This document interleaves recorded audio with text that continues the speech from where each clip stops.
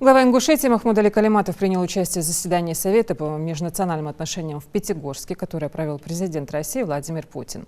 На заседании обсудили преимущества российской модели государственной национальной политики, интеграцию вошедших в состав страны регионов, а также корректировку стратегии национальной политики в условиях угроз суверенитету России. Уважаемые коллеги, добрый день. Я приветствую вас на заседании Совета по межнациональным отношениям. Мы с коллегами здесь находимся в Северо-Кавказском федеральном округе. Кстати говоря, можем потом с каждым поговорить. Можем часть наших встреч на завтра перенести. Спокойненько обсудим ситуацию в каждом субъекте федерации. У нас в повестке дня стратегия государственной национальной политики. Она действует более 10 лет. Мы постоянно уделяем внимание вопросам ее реализации и понимаем, что в современных условиях она требует актуализации. Мы видим, какое агрессивное внешнее давление сейчас оказывается на Россию, на все наше общество. Против нас направлен практически весь арсенал. Экономический, военный, политический, информационный. Развернута мощнейшая антироссийская пропаганда. Атаки на нашу историю, культуру, духовные ценности не прекращаются.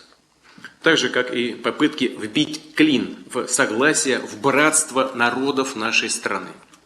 Наши противники решили, что многонациональность России – это и есть ее уязвимое место. И делают все, чтобы нас разобщить.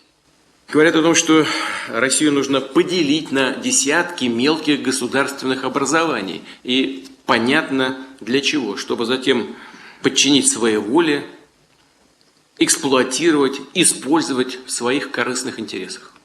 Других целей у них нет. Наши предки из поколения в поколение вместе трудились на благо родной общей родины большой. Разнообразием своих языков, традиций приумножали духовное наследие единого государства. Формировали его уникальную многонациональную, многоконфессиональную культуру. Наша держава созидалась вокруг ценностей многонациональной гармонии. Это важнейшая основа нашей консолидации, которая только лишь крепнет перед лицом внешней агрессии и угроз. Чтобы обновленная стратегия национальной политики заработала в полную силу, принесла реальные результаты, прошу правительства обратить внимание на следующие вещи. Во-первых, определить действенные механизмы оценки эффективности стратегии. Механизмы и критерии оценки эффективности.